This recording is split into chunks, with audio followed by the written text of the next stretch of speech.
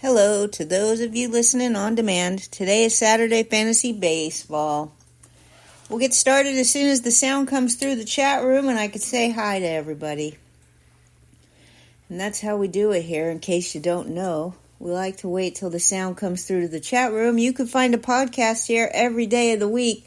Lenny Melnick, fantasysports.com/live at 9 a.m. Eastern Time. It's Monday through Friday is Lenny, the legend. Saturday is Saturday Fantasy Baseball, and Sunday is Lady and the Legend. And as I mentioned, they're all at 9 a.m., so we hope to see you there. You can sign up for free and join in the discussion. Also, we have the Happy Hour Social Club on Wednesday nights at 7:30 with King Hap and the famous Taco. And they also do their show on Twitch. You can find them at Twitch app. Their channel is Happy Hour SC, and it's a wonderful show. They don't just talk baseball, they talk all kinds of sports, and it's a real hootin' and hollerin' time. So as soon as the sound comes through the chat room, we will get started. I hope everybody's having a wonderful day today. Lots of new stuff to talk about. And we have some FAAB targets today, and we have some player tidbits. And what about that Paul Skeens? What about him? Yes, we will be talking about Paul Skeens and the Pittsburgh Pirates. We're just waiting for the sound to come through, so pardon me, and we will wait.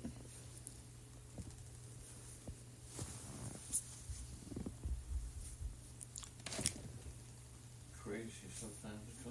Sometimes it comes in early, and sometimes it takes a long time. And if you want, I could give you the Lumpo soap commercial, which is Lumpo soap. It doesn't lather, and it doesn't foam, and it doesn't smell. It just keeps you company in the tub. Lumpo soap.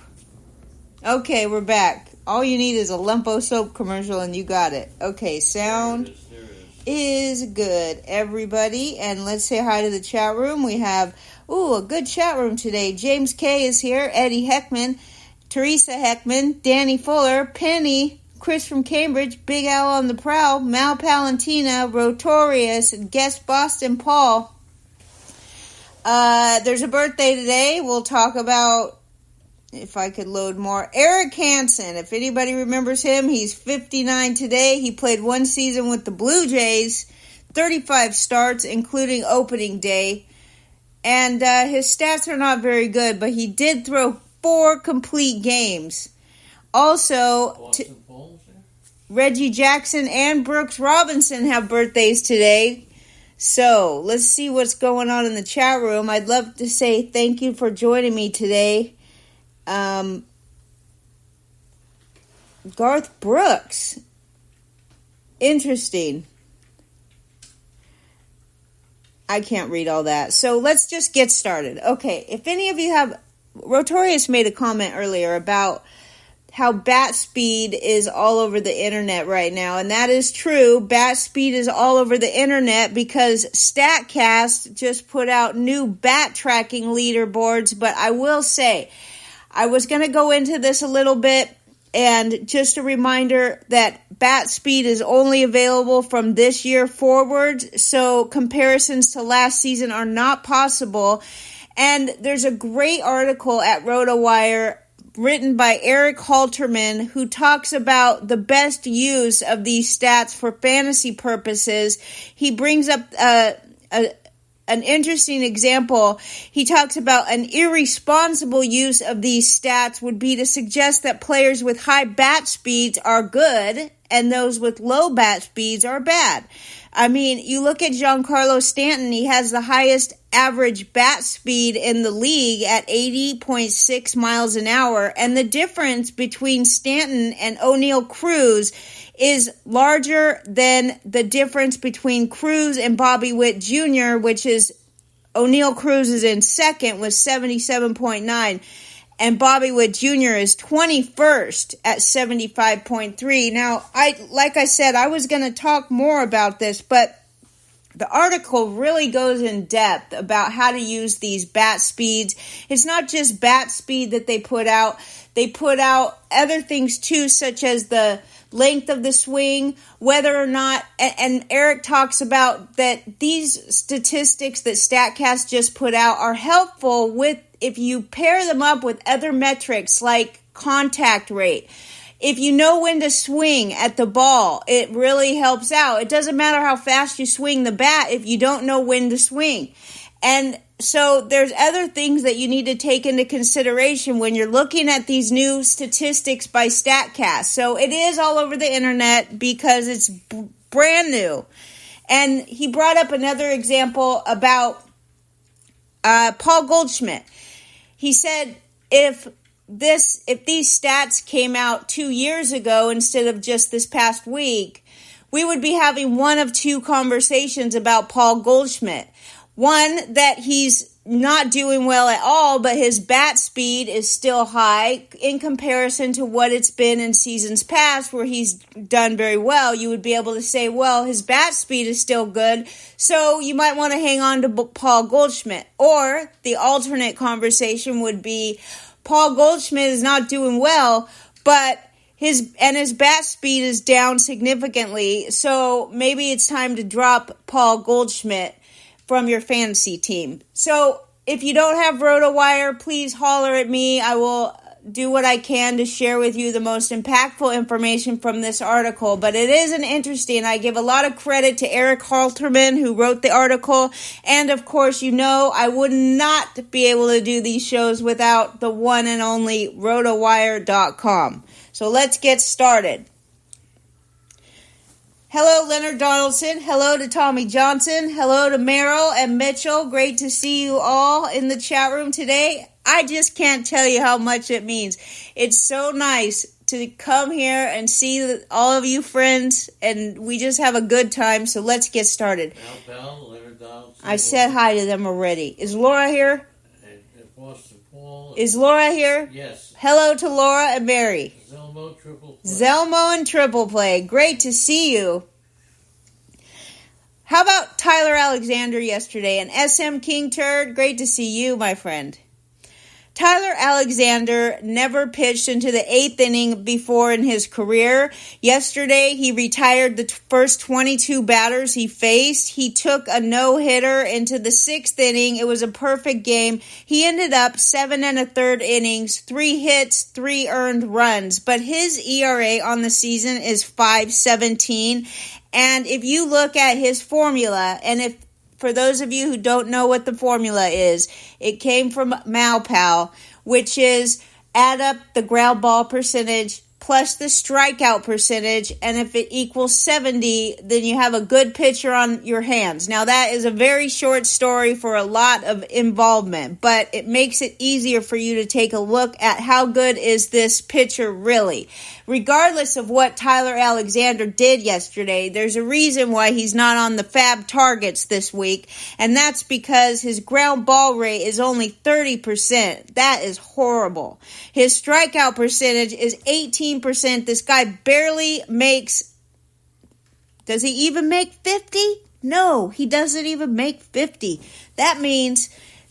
pass on this guy. The only reason that he has a job in the rotation is because they have a ton of injuries, including Jeffrey Springs, Shane McClanahan, Shane Boz, Ryan Pepio, and Drew Rasmussen. And if they weren't all injured, I could tell you this, he wouldn't have a job in the rotation. All right, Jordan Walker, remember him? Remember? Let's just talk about this for a second, and you guys can all repeat after me about a rookie being a rookie being a rookie. Remember when Jordan Walker was so popular in fantasy drafts because he had such a great spring training in 2023. He finished the season as an above-average run producer, but he really did not do good for fantasy managers. He did not excel in any one category. The Cardinals were an extremely disappointing team last year, and once again, they're not great. He has gone 2 for 4 with a triple and a single, and he still hits the ball hard. 111.4 and 104.2 mile per hour exit velocity yesterday. So Jordan Walker looks like he's doing a little bit of the same. He does hit the ball very hard, but he's not great for fantasy managers. Malpal brings up the bat speed. He says it's important when striking a little ball that is sitting still. Swing speed. Swing speed. Alexander did pitch an absolute gem last night, and that is very true. But when you dig a little deeper on Alexander, you find out he's not really that good. The Red Sox are pausing Garrett Whitlock's throwing program due to elbow soreness. That's according to manager Alex Cora. He said that Whitlock will be heading for imaging this weekend to determine the severity of the elbow. Garrett Whitlock has been on the injured list for exactly a month, and it wasn't for an elbow problem. It was for a left oblique strain, and he made a rehab appearance at AAA on Wednesday. He looked good in that rehab appearance. He went 4 2/3 scoreless innings. He struck out 5, and Cora did say that Whitlock felt fine during that appearance, but he did experience the elbow discomfort the next day. So Whitlock, pause on his rehab, and we just wait. Samantha, great to see you. Eddie's granddaughter, Samantha, we're so proud of you, young lady. Eddie is always bragging about all the wonderful things you're doing. I hope you're enjoying the great Orioles season this year with your grandfather, and we just appreciate you coming to our chat room and joining our baseball talk. Giants reinstated designated hitter Jorge Soler from the 10-day injured list, and they recalled Mason Black, the right-handed pitcher. And also, the Dodgers made a series of roster moves yesterday. They activate the pesky Dodgers, Danny. They activated outfielder Jason Hayward from the injured list. They recalled outfielder Miguel Vargas and righty Ricky Vanasco. And to open the roster spots for that group, they placed, sorry Danny, but Max Muncy on the 10-day injured list. He's got a right oblique strain. And they also optioned James Outman and left-handed pitcher Nick Ramirez. Now, you know these oblique strains can be pesky. There isn't just one, there isn't a reliable time frame to know when a player is going to come back from an oblique strain. Depends on the severity, and even then, you still don't know. If you bring the player back a little too early, they get thrown back on the injured list, and then they are out even longer than they were the first time. So the Dodgers would be very smart to take their time with Max Muncy.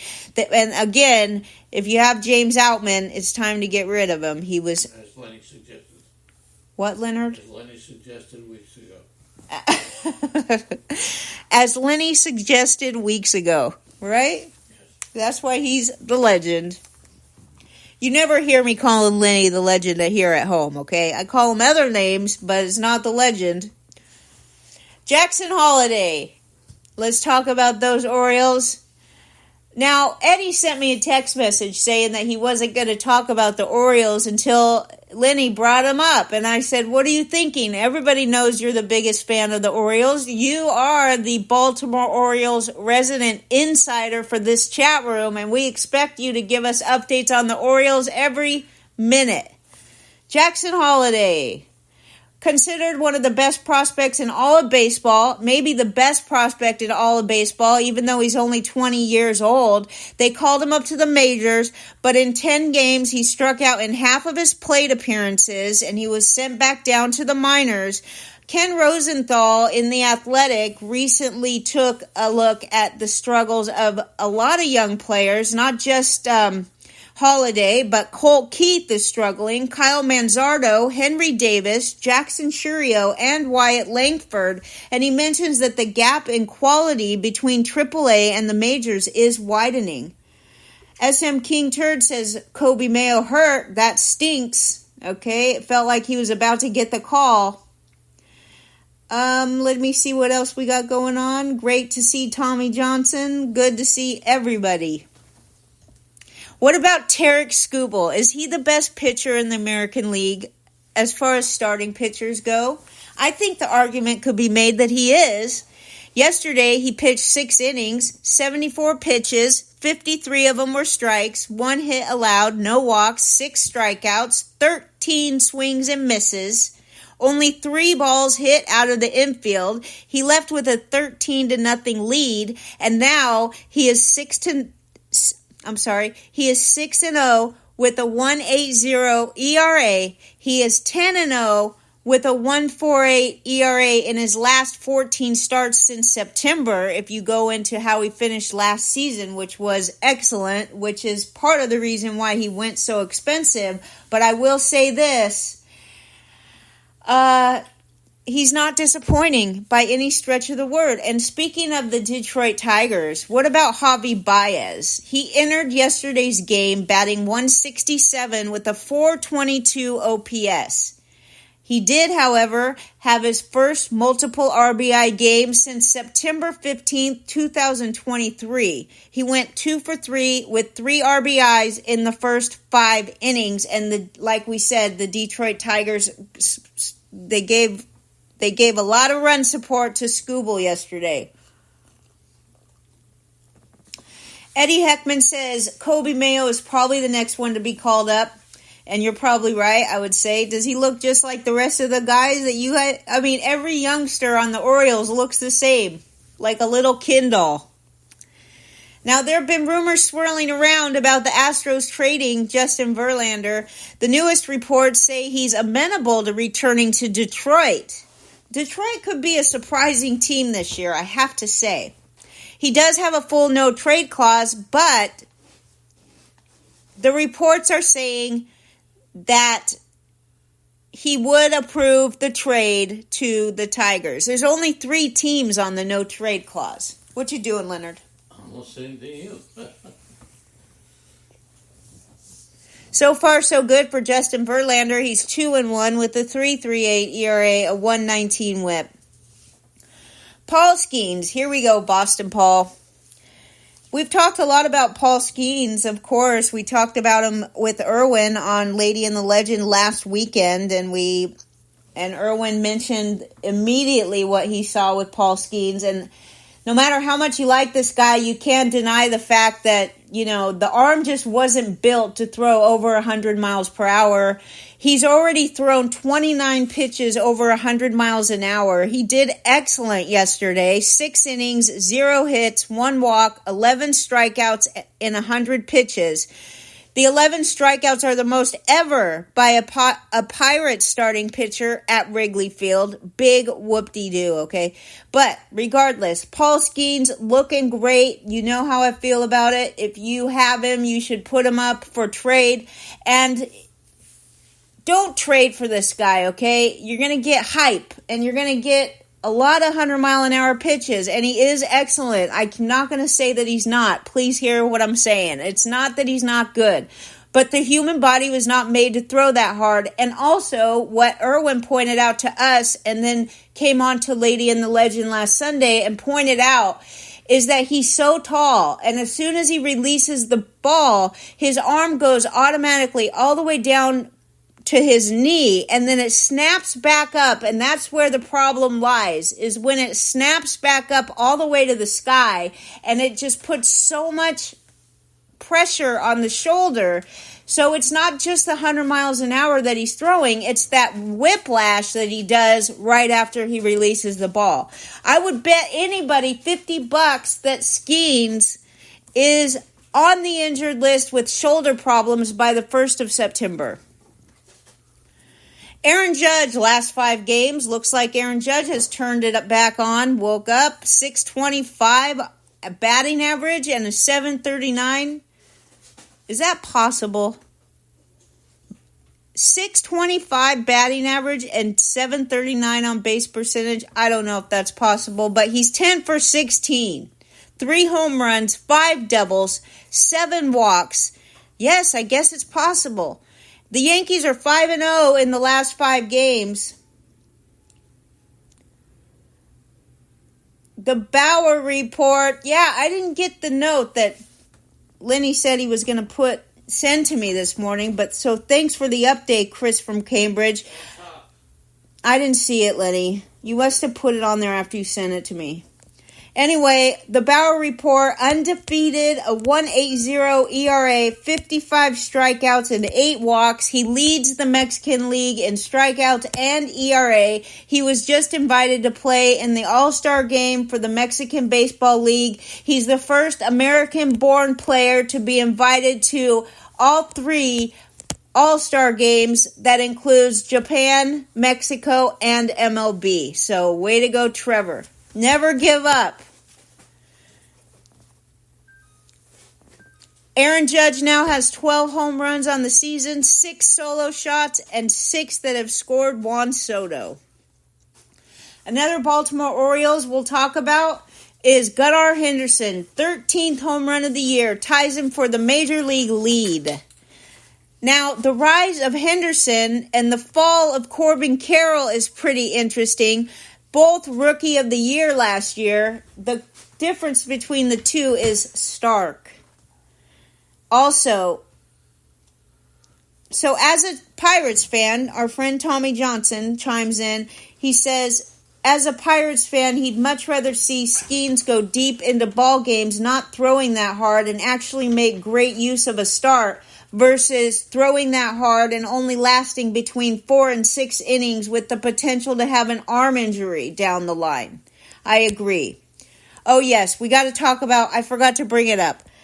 So, Boston Paul sends me a message this morning saying that the guy that has Paul Skeens in Haps League put him up on the market. And I said, okay, well, I don't blame the guy at all.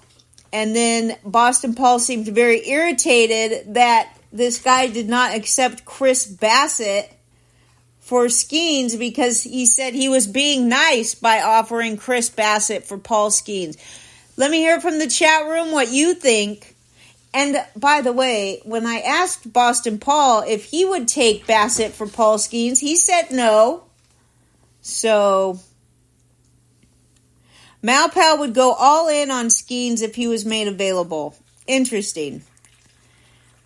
That's interesting. So apparently, all in, what does that mean? You would trade him Acuna? Would you, all in is quite the broad horizon here, Malpal. What would you trade for Skeens? Would you trade Aaron Judge for Skeens? Would you trade Scooble? Would you trade Mason Miller? Who would you trade? The best guy on your team.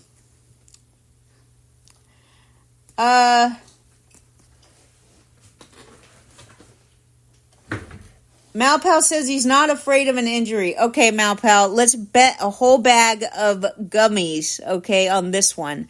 I bet you that Paul Skeens is injured with his shoulder by September 1st, and probably way sooner than that. But can we bet a bag of gummies? Because you're making me crazy over here, Malpal. How about this? Francisco Lindor, he went 0 for 5 with 3 strikeouts in the Mets' extra inning win on Thursday, and that just means that Lindor fell deeper into an 0 for 17 funk that has dragged his batting average down now to 194. He has only been above the Mendoza line, which is a 200 batting average, after 15 of the Mets' first 43 games. Eddie Heckman gives us an update on Austin Hayes. He says he seems to be fine. He came off the bench last night, delivered an RBI double, and raced home on a wild pitch, leaving no doubt that his left calf is healed. He's 2 for 2 with a pair of doubles since his reinstatement from the injured list, and he's 4 for 6 in his last 4 games. Okay.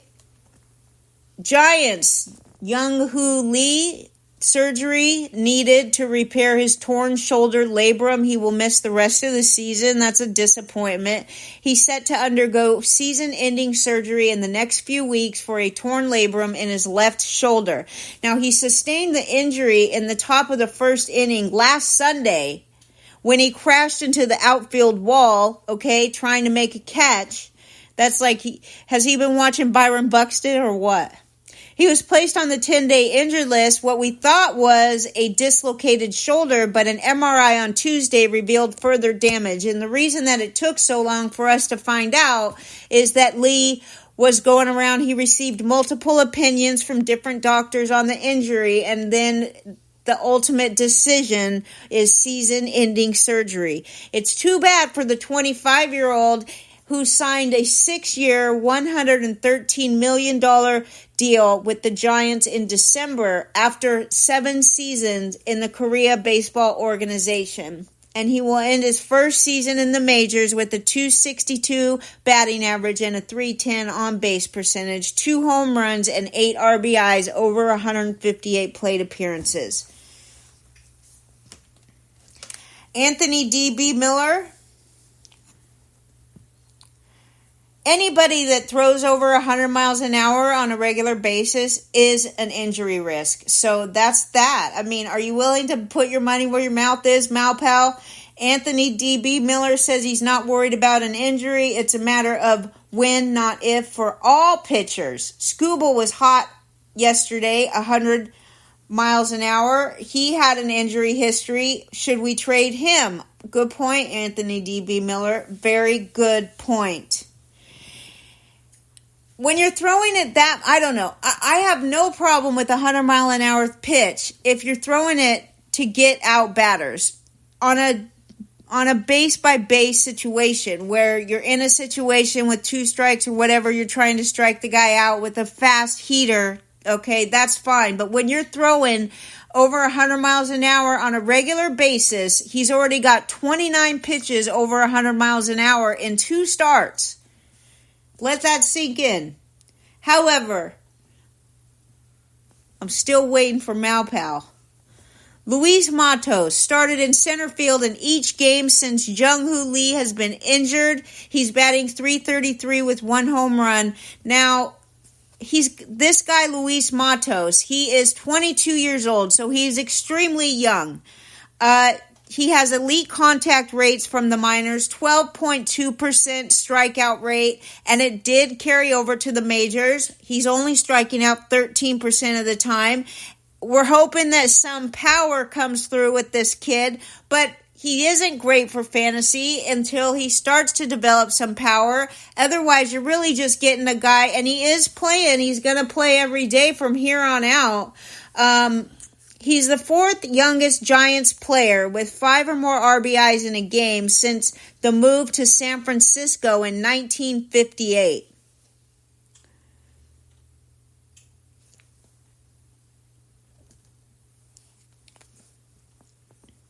Just checking up on the chat room.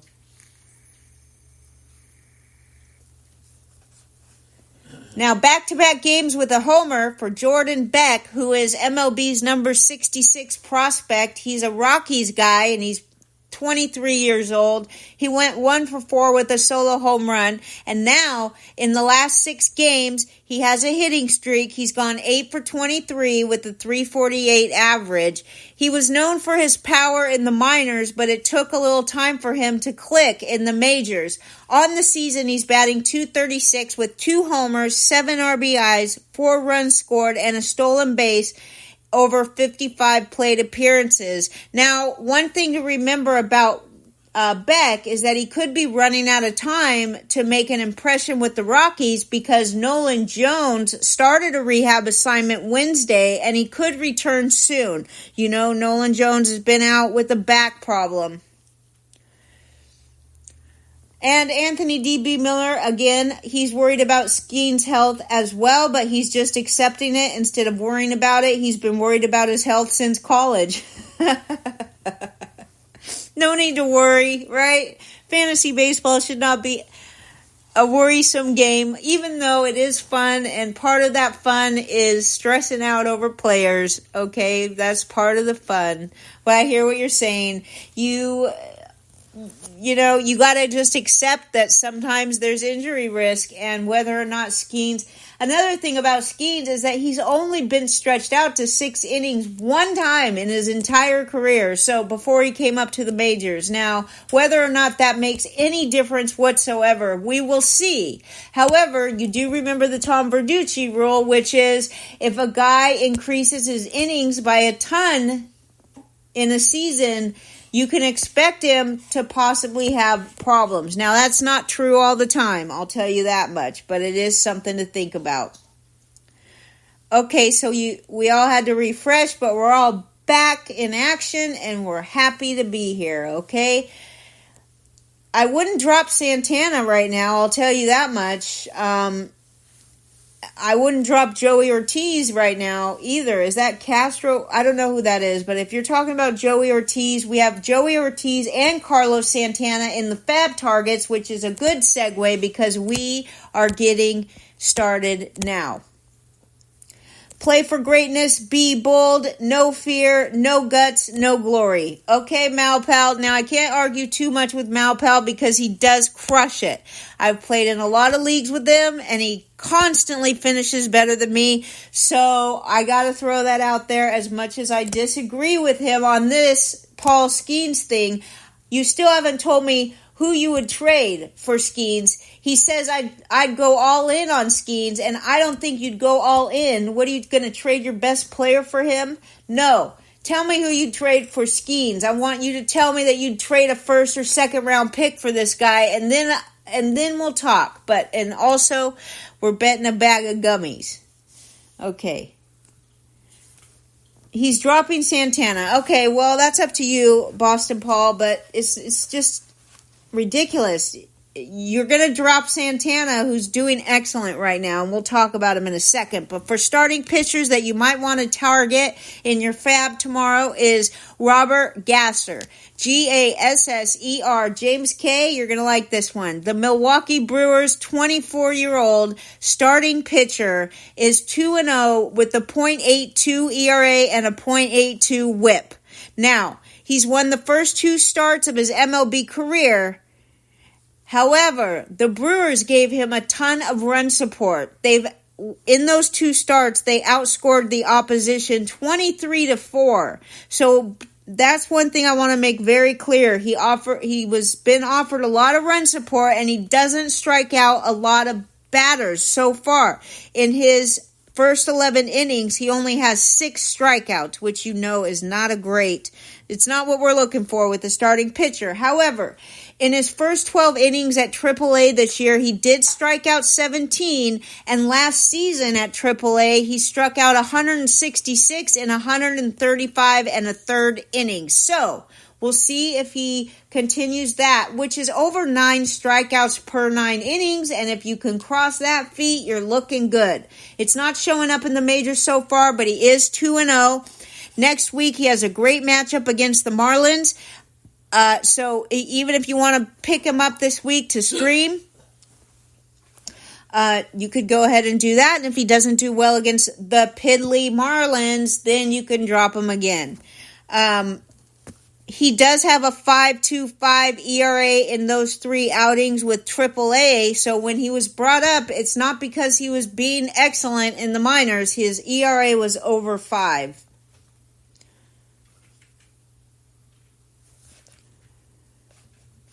Baltimore Orioles. Here's one for Samantha and Eddie and Teresa.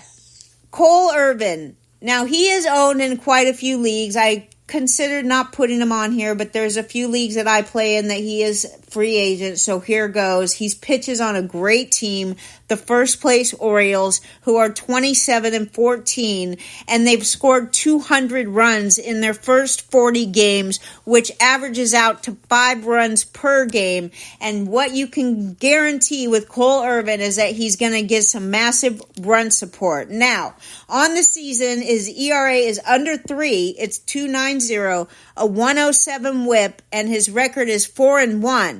But over the past 30 and a third innings in his last 5 outings, he has posted a 1.19 ERA and a .79 whip, 21 strikeouts and 3 walks in 30 and a third innings. Now, if you divide that by 5, that's 6 innings on average per start that Cole Irvin is doing.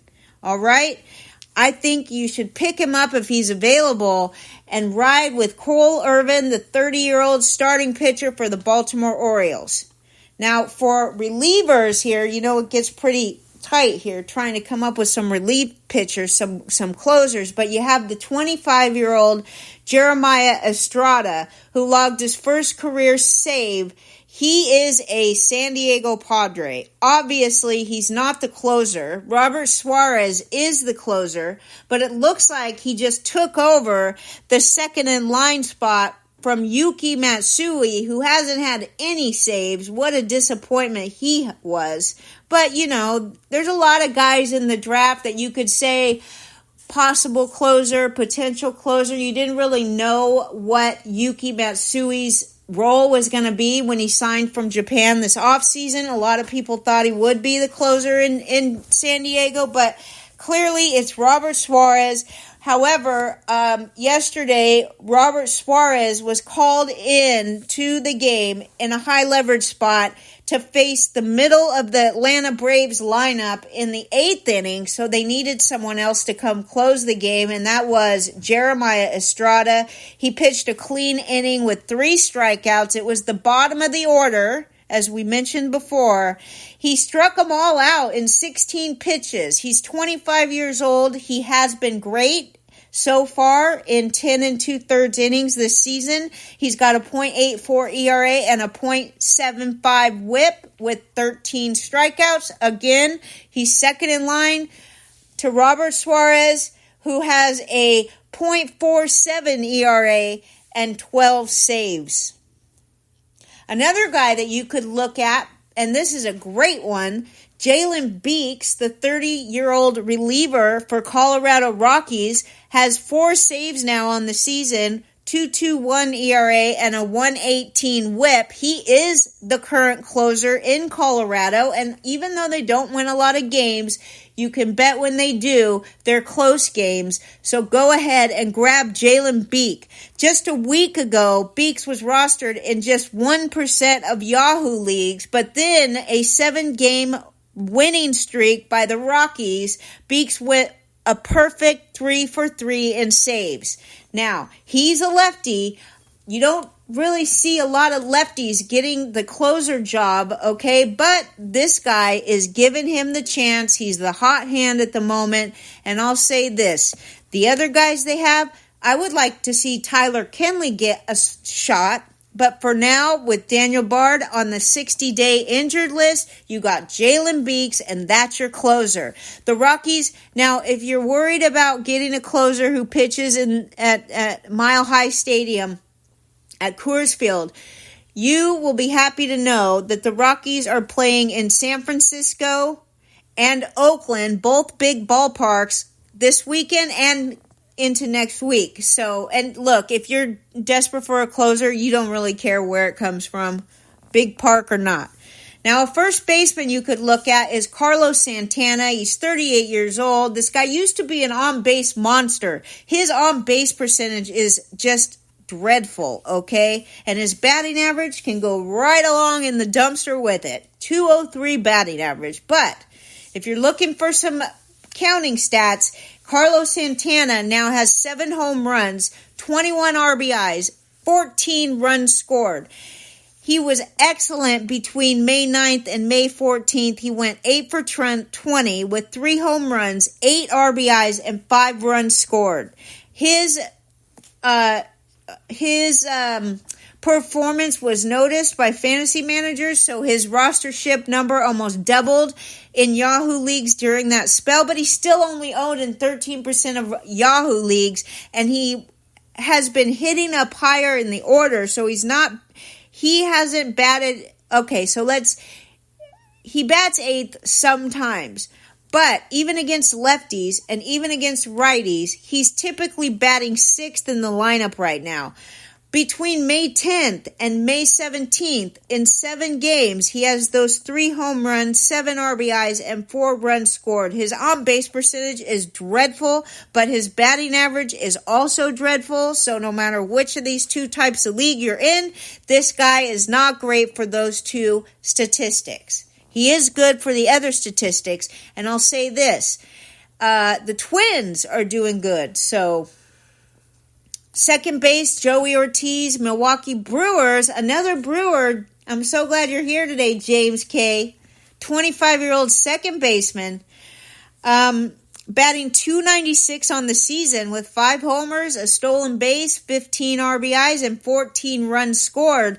Just since May 7th, he's played in 9 games, 4 home runs, 3 doubles, 7 runs, and 7 RBIs, batting .367. Now, he has started 10 of the last 11 games for Milwaukee. He flip-flops between second base and third base. He's even played once at shortstop this season, and he hits primarily between 6th and 9th in the lineup, though he has been moving up, and he batted 3rd on May 15th when the Brewers were sitting a bunch of their regulars. Now, he's played 33 games at third base this season and 6 games at second, and as I mentioned, 1 game at shortstop. Another guy to look at is Luke Raley, 29-year-old outfielder for the Seattle Mariners. He has only 12 plate appearances, versus lefties, and all 3 of his homers have come against righties, but he is batting .273 against lefties, so I don't see why they wouldn't give him more opportunities against left-handed pitchers. He's batting .273 against lefties, as I mentioned. He's also on a hot streak as of late. In the last 10 games, he has 8 RBIs, 3 home runs, 7 runs scored, and 2 stolen bases. He's worked his way up in the batting order for the Mariners, hitting 5th and 6th in the lineup. And another thing that I will point out is his contact percentage. It's gone from in the 60s. It's over the last 3 seasons, it's been 62, 60, and 64%. This year, it has hopped up all the way to 70%, which isn't still great, but it's better than what it was. Also, he plays both left field and right field, and that's it for Luke Raley. Connor Joe is the next guy that you could potentially target in your FAAB this weekend. He is owned in 50% of Yahoo leagues, so he's probably not available, but he was available in a couple of my leagues, so that's why I'm bringing him up. He's a Pittsburgh Pirate, Tommy Johnson. 31 years old, batting .296 with 6 homers, 2 stolen bases, 22 RBIs, and 25 runs scored. His ADP was 587, so I'm not surprised that he was available in some of my leagues. He started the season on the short side of a platoon, but he's been playing 12 of the past 15 games. And in those 15 games, he has 4 home runs, 9 RBIs, and 9 runs scored. He's not looking bad against either of the handed pitchers. He's batting .296 in 61 plate appearances against lefties, and he's batting .296 in 90 plate appearances against righties. So as I mentioned, he started off in a platoon role, but he is not in a platoon any longer. He has multi-position eligibility, including first base and outfield, and he plays both corners in the outfield, which comes in handy for the team. So far this season, 19 games in the outfield and 23 games at first base, but he entered the season qualified at both, so it doesn't really matter how much he's played this year. And I will bring up the contact rate once again, as his has very much been raised. It started out 73.4% contact rate last season. It is currently sitting at 80% contact rate. He was able to bring his strikeout percentage down by 4 percentage points, and that says something about Connor Joe, who is probably way past maturing at 31 years old. As you know, 31 in real life is young, but 31 in baseball is old. Not that old. And that's it. Let's check up with the chat room and see what we got. A lot of interaction, which makes me so happy. White Sock Al, great to see you, buddy. Chris from Cambridge, Boston, Paul. Everybody's talking. Oh, Eddie Heckman says that Cole Irvin was in the bullpen last night, but he's separating himself from a lot of all-time Orioles pitchers with his hot streak. Irvin collected a win in each of his last 4 starts while allowing 2 runs total and walking 3 batters. Here's a list of Orioles who won all 4 decisions with a sub-1 ERA and 4 walks or fewer over a single season, 4-start span. And these include 1966 Steve Barber, 1970 Dave McNally, 1995 Jamie Moyer, 2001 Josh Towers, and 2024 Cole Irvin. So grab him while he's hot. Tommy Johnson, you make my day, that's for sure. Thank you for joining us. Thank you for everything. We love it. Dan Pasqua, 5'10", 220 pounds, 30 homer pop in AAA and can steal bases. That's a blast from the past. Is he in AAA? I don't get it. Is that his dad we're talking about? Christian Scott, apparently he got rocked after his first 2 starts, so the Mets, no bueno. Anthony D.B. Miller, just another thought, not to beat a dead horse, about Skeens. The reason that Anthony is holding him is that he pounds the strike zone. His balls are 6 inches out of the zone max. And he just impresses. And I will tell you this. You're right. He is a very exciting player to watch. Pitcher to watch. And of course, there's nothing wrong with that for the fans. He is an excellent watch. He's a humble guy. Have you seen his girlfriend? I mean, in my opinion, she's way too hot for him. But to each their own. And some people would say I'm way too hot for Lenny. But, you know, that's just all in the eye of the beholder. And this Olivia Dunn, his girlfriend, has to be the cutest little thing, okay, in town. Either way, Paul Skeens, as I mentioned before, seems like a very humble and nice guy. There was some comments about him throwing a tantrum one day, but that's just passion for the game, okay? He was probably mad at himself, and there's nothing wrong with some passion for the game. But what I do know is that one of my follows on X went to his final start in the minors, and he stood there and signed autographs and waited. The line was all the way around the ballpark. He did not have to do that. He did that on his own. I think that Skeens is great for that. I think it's great that we have a difference of opinion, that we can all debate and still be friends. You know, Malpel says play for greatness. He usually wins, okay? I haven't won in a couple years, so I'll give him that, but I still am very risk averse, I'll say that. And to that, I hope that every one of you has a great Saturday. Enjoy your day watching baseball, and tomorrow we have Lady and the Legend at 9 a.m. Anything else, Leonard? That's the story. Great job. That's the story. We love it. King Hap, great to see you, and Jolene. Great to see you, Mitchell. Great to see everybody.